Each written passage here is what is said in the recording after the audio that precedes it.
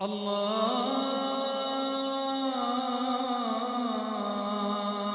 أكبر الله أكبر الله أكبر الله أكبر أشهد أن لا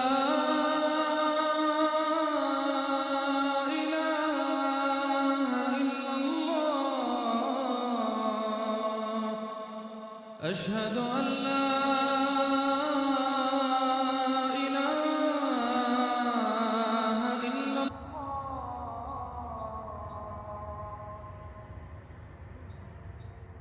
أشهد أن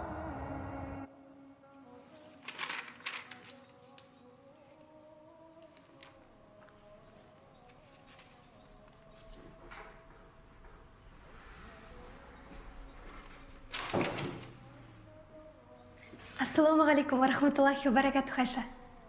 Уалейкум ассалам ва рахматуллахи ва баракату. Бүгін мені керемет көркем сурет көрмесіне шақырып еді. Онда бүкіл әлемдік туындылар қойылады екен. Менде 2 билет бар. Менімен бірге жүріңізші. Үлкен рахмет сізге, Зәуре. Бірақ мен бара алмайтын болармын. Өйткені жұмыстан кейін маңызды шаруаларым бар еді. Айша, өтінемін, жүріңізші менімен. Сіздің басыңыз бос, еркін адамсыз ғой. Және әдеміліктен ләззат алып қайтасыз. Өкінішке орай бара алмаймын. Ренжімеңіз, Зәуре.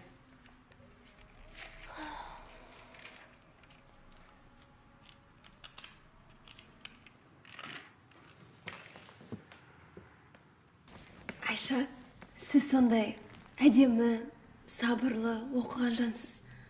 Бірақ неге осы күнге дейін әлі тұрмыс құрмай жүрсіз?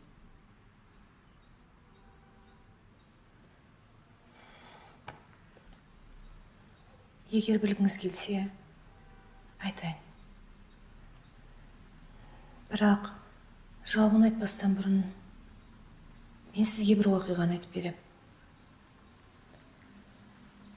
Кезінде 3 қызы бар, және 4-ші нәрестесіне аяғы ауыр бір әйел болыпты.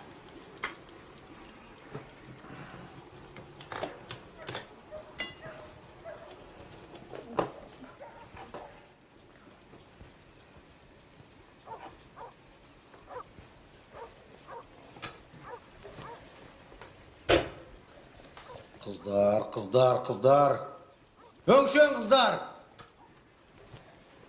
Тағы да қыз туатын болсаң, мен оның көзін құртамын. Соңғы рет саған ескертемін. Маған ұл керек. Ұл керек маған, ұл. Кетші.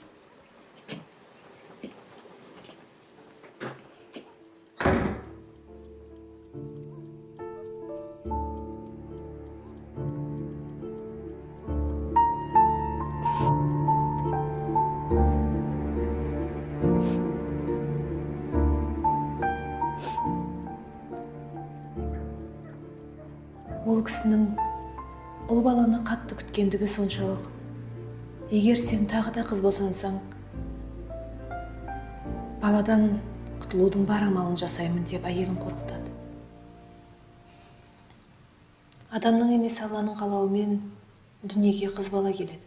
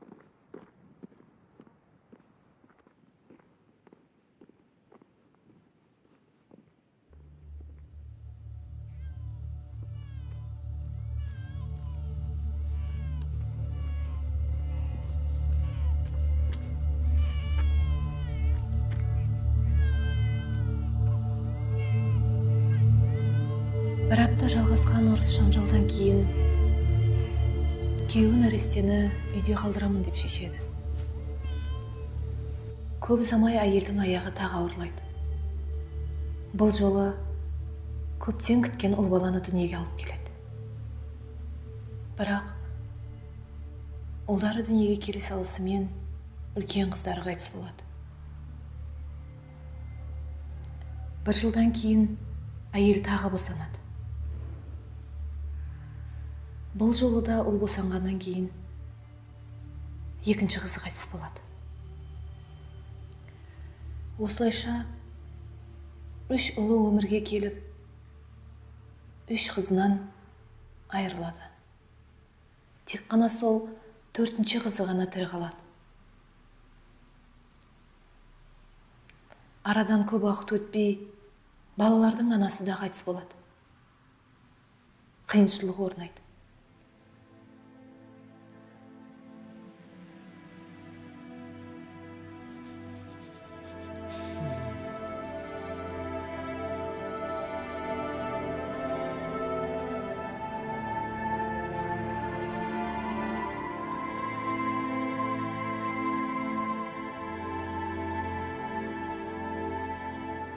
Тірі адам тіршілігін жасайды ғой.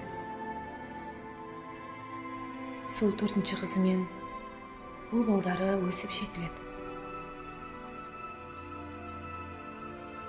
Сіз сол 4-ші қыздың кім екенін білесіз бе? Ол мен.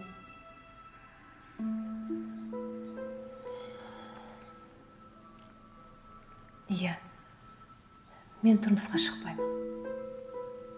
Өйткені ауру әкемнің жағдайын жасауым керек. Егер мен тұрмысқа шықсам, ол кісінің жағдайы не болмақ? Ал сіздің бауырларыңыз қайда? Бауырларым?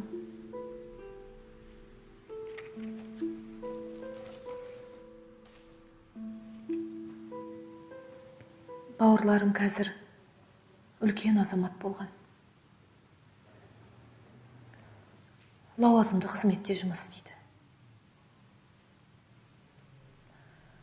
Уақыттары жоқ құсайды. Кейбіреуі әкемізге 1 айда келеді. Кейбіреуі 1 жылда келеді.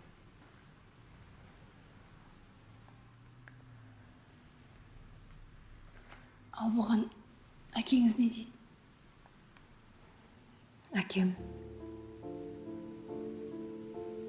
Әкем өткен өміріндегі істеген қателіктеріне өкінетін сияқты.